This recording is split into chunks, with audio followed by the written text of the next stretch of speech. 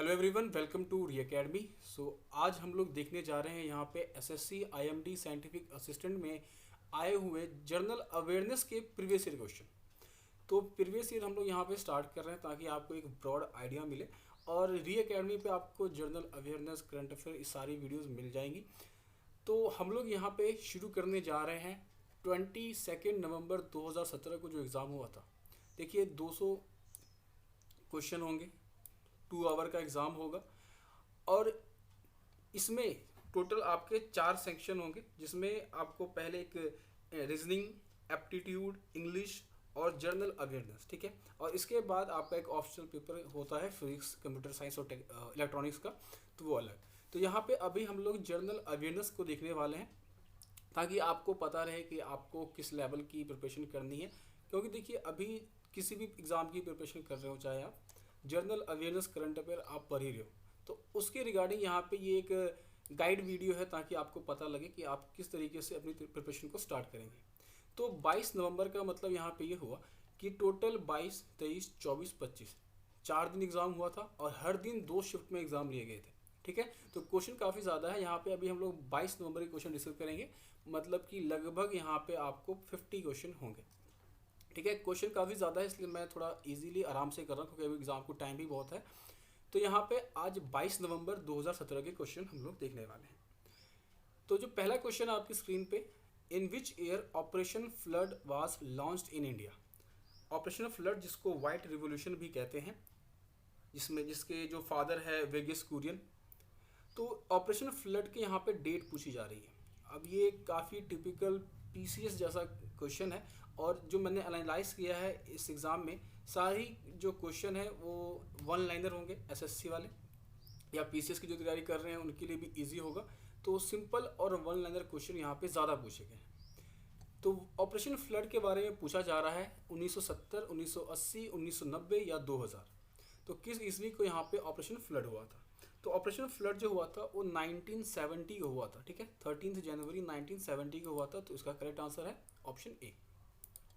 Second question है, right against exploitation are given in which article of Indian constitution. तो rights against exploitation जो fundamental right है वो किस आर्टिकल के अंदर आता है। आर्टिकल 14 to 18, 19 to 22, 23 and 24, या 25 से 28। तो काफ़ी इजी क्वेश्चन है अभी ये स्टार्टिंग में। तो इसका जो राइट आंसर है वो है आपका ऑप्शन सी। आर्टिकल 23 और 24 डिस्कस करता है राइट अगेंस्ट एक्सप्लॉयटेशन, ठीक है।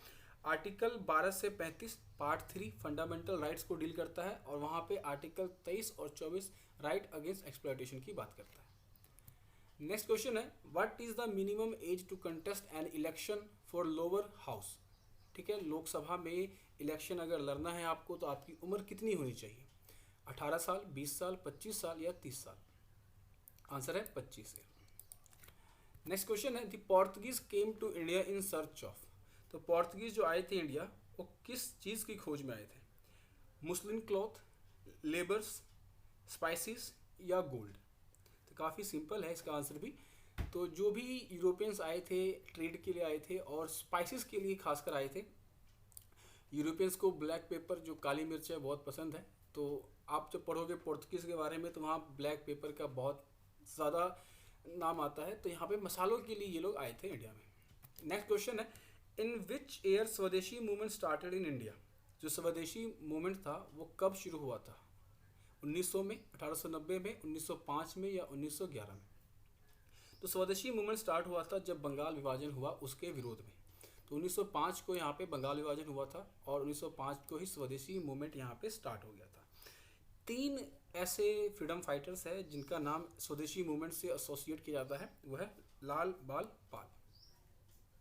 नेक्स्ट क्वेश्चन है, what does Triratna indicates in Buddhism. Triratna, अब ये बुद्धिज्म में भी है और जैनिज्म में भी है, तो यहाँ पे आपको कंफ्यूज नहीं होना है। तो बुद्धिज्म में पूछा जा रहा है त्रिरत्न क्या चीज़ को इंडिकेट करता है। ऑप्शन है, पहले में है विनय पिटक, सुत्त पिटक, अभिधम पिटक। सेकंड में है सारनाथ, लुम्बिनी, बोधगया। थर्ड में है लव, कंपैशन, मर्सी। फोर्थ में है ट्रुथ, नन वायलेंस या काइंडनेस। तो जो राइट आंसर है इसका वो है ऑप्शन ए, विनय पिटक, सुत्त पिटक और अभिधम पिटक। इसकी जगह होता बुद्ध, धर्म और संघ, तो वो भी आपका करेक्ट आंसर होता है। ठीक है, नेक्स्ट क्वेश्चन है what is the approximate north south extent of India from Kashmir to Kanyakumari. तो कश्मीर से कन्याकुमारी कितने किलोमीटर यहाँ एक्सटेंट है? ऑप्शन है 2400 किलोमीटर, 2900 किलोमीटर, 3200 किलोमीटर या 3600 किलोमीटर। तो राइट आंसर है इसका 3200 किलोमीटर। ठीक है, कश्मीर से कन्याकुमारी की जो लेंथ है वो है 3200 किलोमीटर। नेक्स्ट क्वेश्चन है the Indian peninsular was a part of which land. अब ये भी काफ़ी बेसिक क्वेश्चन है। इंडियन पेनिनसुलर जो है वो किस लैंड का पार्ट है? Gondwana land, Eurasia, America, Serbia. तो राइट आंसर है इसका ऑप्शन ए गोंडवाना लैंड। तो जो इंडियन जो वर्ल्ड था, जो पैंथालासा और पेंजिया था, जब 33 सी बना तो उसमें जो लैंड मास था वो दो पार्ट में डिवाइड हो गया था, लॉरेशिया और गोंडवाना लैंड। इंडियन पेनिनसुला जो था वो साउदर्न हेमिस्फीयर में था, गोंडवाना लैंड का पार्ट था। ठीक है, और अभी हम लोग कहाँ हैं? Northern hemisphere. क्वेश्चन नंबर 9 है how many parallel mountain ranges are there in Himalayan longitudinal extent. अब ये भी काफ़ी बेसिक क्वेश्चन है कि हिमालयस जो है, माउंटेन्स जो है, वो कितने पैरेलल रेंजेस में है। तो इसका राइट आंसर क्या होगा? 2, 3, 4 या 5। तो राइट आंसर है इसका 3। तो 3 पैरेलल रेंजेस है, हिमाद्री, हिमाचल और शिवालिक, जिसको हम लोग ट्रांस हिमालय, लेसर हिमालय और आउटर हिमालय भी बोलते हैं। तो ट्रांस हिमालय, हिमाद्री और शिवालिक, तो 3 लेयर्स पैरेलल रेंजेस है हिमालयस की। नेक्स्ट क्वेश्चन है which among the following is true regarding the geography of Andaman and Nicobar islands. तो अंडमान और निकोबार आइलैंड्स के बारे में बताना है कि क्या सही है। ऑप्शन है they are coral islands, they are located in Arabian Sea, these islands are elevated portion of submerged mountains, या no option is correct। तो क्या होगा इसका आंसर? देखिए, इसका राइट आंसर आप या तो अरेबियन सी लगाते या तो ऑप्शन सी लगाते। तो राइट आंसर यहाँ पे ऑप्शन सी कि ये जो आइलैंड है ये एलिवेटेड पोर्शन है किसका? सबमर्ज माउंटेन्स का। कहते हैं कि जो हिमालयन रेंजेस है वो ही, ठीक है, वो ही इस तरीके से निकली है नीचे, और वो सबमर्ज है पानी में, क्योंकि पानी का लेवल यहाँ पे बढ़ गया है तो वो सबमर्ज हो चुकी है। Point number 2 they are located in Arabian sea में नहीं है, ये इंडियन ओशन में आता है, अरेबियन सी में नहीं आता है। ठीक है, क्वेश्चन नंबर 11 है which state in India has largest reserve of coal. तो किस स्टेट में इंडिया का लार्जेस्ट रिजर्व है कोल का? ऑप्शन झारखंड, बिहार, वेस्ट बंगाल और छत्तीसगढ़। तो राइट आंसर है इसका झारखंड। अब ये भी काफ़ी सिंपल क्वेश्चन है, हर किसी को पता होगा ये झारखंड। क्वेश्चन नंबर 12 है how is climate of India described. बहुत बेसिक क्वेश्चन पूछे गए थे 2017 में जनरल अवेयरनेस को लेके, या यूँ कह सकते हैं कि शिफ्ट 1 में जो 22 तारीख को एग्ज़ाम हुआ था उसमें काफ़ी बेसिक क्वेश्चन आए थे, तो उनके लिए अच्छा हो गया होगा। क्वेश्चन है how is climate of India describe. तो बहुत ही सिंपल है, मानसून टाइप का क्लाइमेट है इंडिया का। इंडिया में जो एग्रीकल्चर वगैरह है सब मानसून पे डिपेंड करता है, तो मानसून टाइप का क्लाइमेट है। क्वेश्चन नंबर 13 है which of the following is the smallest. अच्छा, ये एक मैथ का क्वेश्चन है। ये मैंने एक देखा, ऑब्जर्व किया कि हर जनरल अवेयरनेस के सेक्शन में एक बेसिक सा कोई सवाल होता है एप्टीट्यूड वगैरह का। तो ऑप्शन है यहाँ पे, इसको आपने सॉल्व कर लेना है। वैसे देखिए यहाँ पे इजीली आप देख सकते हैं सबसे छोटा यही होगा √3, क्योंकि यहाँ पे कोई भी वैल्यू आप निकालोगे उसका मल्टीप्लाई करोगे 6, 3, 4 से, तो वो ग्रेटर ही आएगा, यहाँ पे इससे तो बड़ा ही आएगा। ठीक है, क्वेश्चन नंबर 14 है when a ball is thrown upward then at what position its potential energy will be maximum. कहाँ पे उसका पोटेंशियल एनर्जी मैक्सिमम होगा। ठीक है, जो पोजीशन की वजह से बॉल में सबसे ज़्यादा एनर्जी कहाँ पे होगी। At the time of throwing, जब फेंक रहे हैं, एट द टाइम ऑफ जहाँ पे ग्राउंड है ग्राउंड पर, जस्ट बिफोर स्ट्राइकिंग ग्राउंड, या एट टॉप मोस्ट पोजीशन। तो इसका राइट आंसर होगा टॉप मोस्ट पोजीशन। ठीक है, क्योंकि जब वो टॉप मोस्ट पोजीशन पे पहुंच जाएगा, ठीक है, जब वो टॉप मोस्ट पोजीशन पे पहुंच जाएगा तो उसकी जो वहाँ पे ऊपर में काइनेटिक एनर्जी क्या हो जाएगी? 0 हो जाएगी, और पोटेंशियल एनर्जी वहाँ पे उस प्लेस पे क्या होगा, मैक्सिमम होगा। ठीक है, नेक्स्ट क्वेश्चन है in human sound is produced by which organ. अब ये भी आसान सा ही है, लायरिंग्स, टंग, लंग्स या डायफ्राम। तो राइट आंसर है इसका ऑप्शन ए, लैरिंग्स। तो लैरिंग्स से ह्यूमन जो है वो साउंड प्रोड्यूस करते हैं। क्वेश्चन नंबर 16 है which among the following elements comes under metalloids.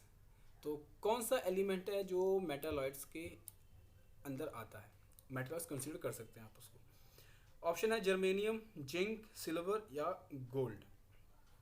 तो राइट आंसर है इसका option A, germanium.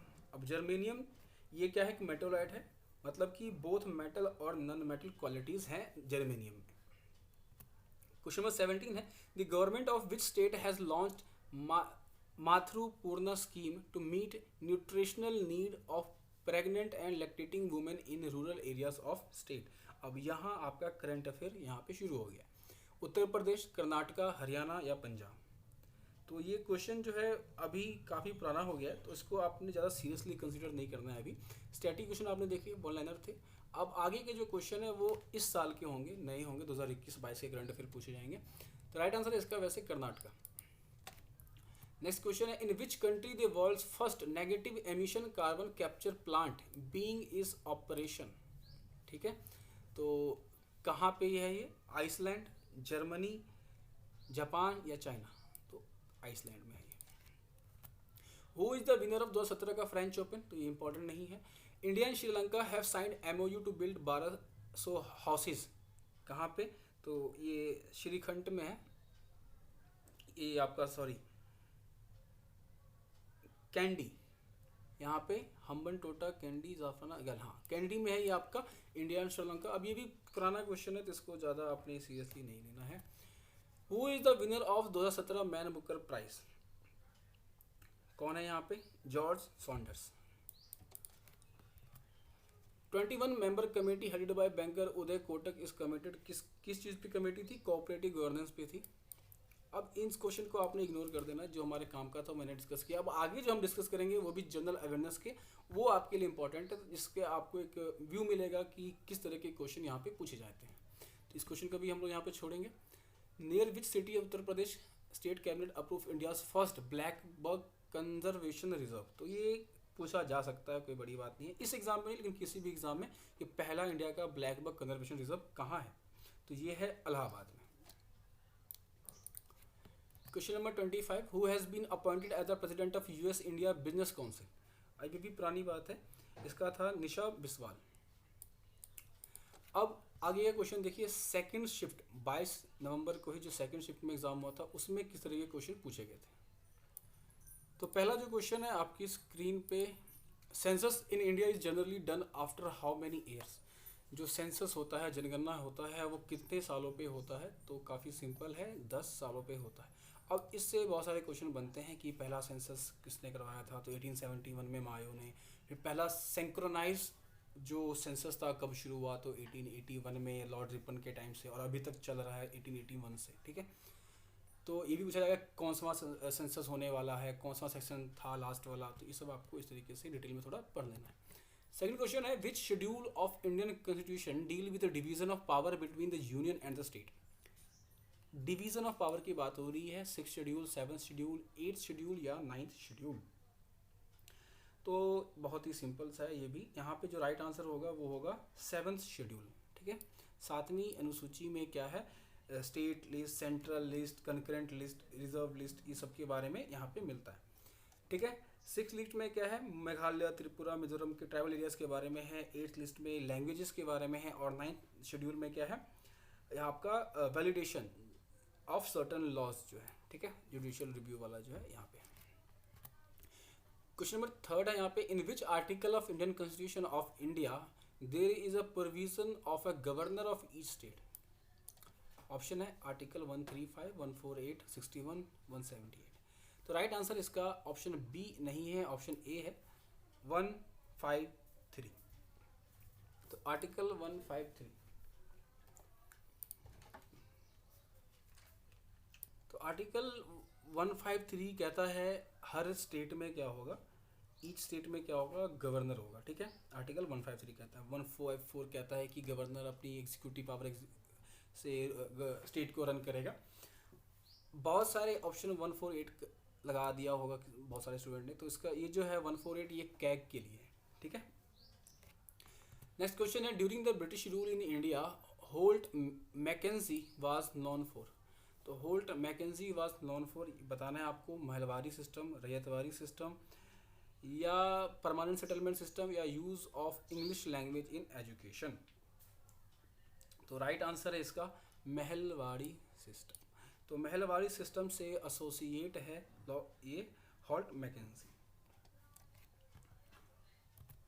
In which year was the historic Lucknow pact sign. तो लखनऊ पैक्ट कब साइन हुआ, 1910 में, 1916 में, 1920 में, 1919 में। तो लखनऊ पैक्ट जो साइन हुआ था ये हुआ था 1916 में, ठीक है। 1916 में लखनऊ पैक्ट साइन हुआ था। नेक्स्ट क्वेश्चन देखते हैं, in which book were many of the Chanakya's idea written down. Arthashastra, Rajatarangini, पुराण, महापर्व। तो यहाँ पे अर्थशास्त्र होगा राइट आंसर। नेक्स्ट क्वेश्चन है, in which hemisphere does India लाई। तो एक पिछले क्वेश्चन में मैंने बताया था आपको, जो गोंडवाना लैंड था साउथ से अभी किधर आ गया है, नॉर्थ में। तो इसका राइट आंसर क्या होगा, नॉर्थ ईस्टर्न साइड में, ठीक है, नॉर्थ ईस्टर्न में। क्वेश्चन नंबर 8 है, out of which sea the Himalayas are uplifted. अब ये भी मैंने वहाँ पे बताया था कि जो लैंड मास था पेंजिया 33 सी की वजह से दो पार्ट में टूट गया था, लॉरेशिया और गोंडवाना लैंड। तो राइट आंसर इसका होगा 33 सी। काफ़ी ऊपर ऊपर से क्वेश्चन है यहाँ पे, यही हमें यहाँ पे ध्यान देना है, काफ़ी ऊपर ऊपर से है और फैक्चुअल है, ईयर डेट ये सब आपसे पूछा जा रहा है। नेक्स्ट क्वेश्चन है, northern part of the western coast is called. अब ये भी काफ़ी बेसिक क्वेश्चन है, मैप अगर आप देखोगे ऊपर ऊपर से भी तो आपको पता लग जाएगा।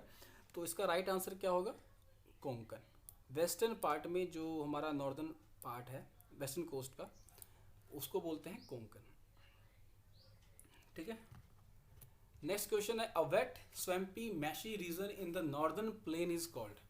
Wait swampy and marshy region in the northern plain is called Bhabar, Khadar, Terai या कंकर।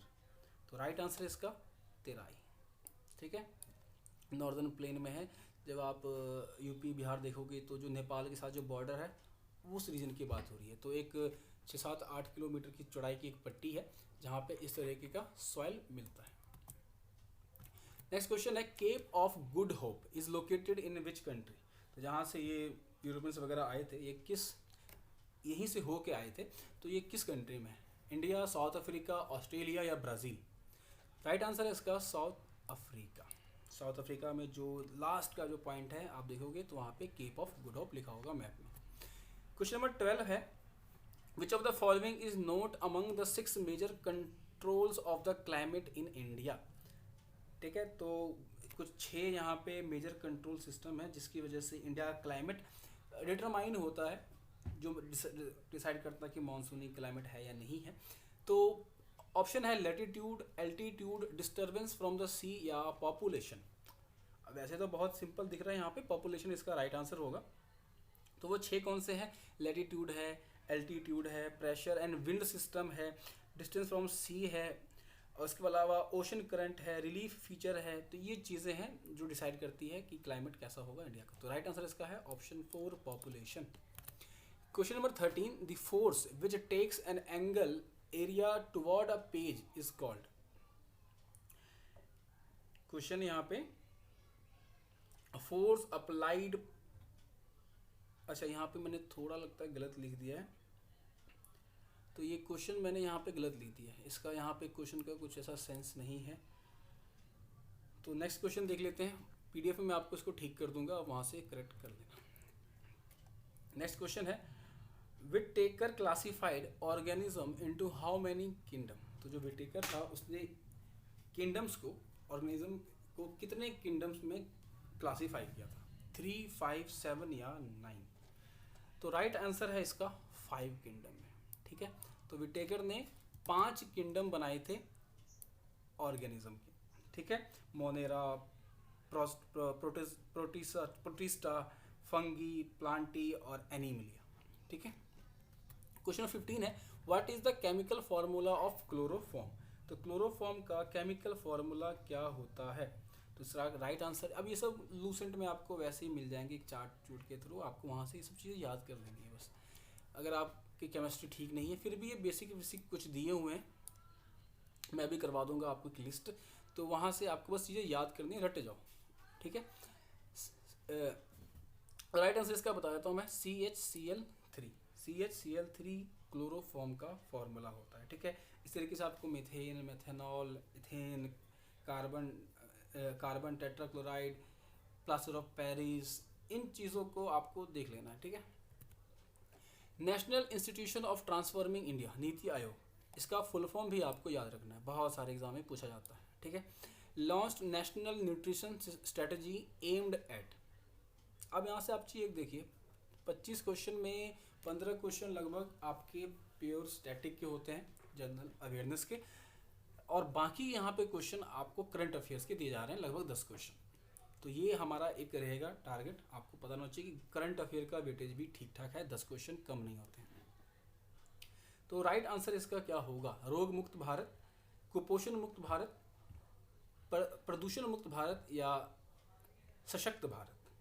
तो इसका राइट आंसर है कुपोषण मुक्त भारत। न्यूट्रिशन की बात हो रही है तो कुपोषण मुक्त भारत इसका राइट आंसर है। क्वेश्चन नंबर 70 है what is the name of world's biggest and powerful nuclear power ice breaker ship launched by Russia.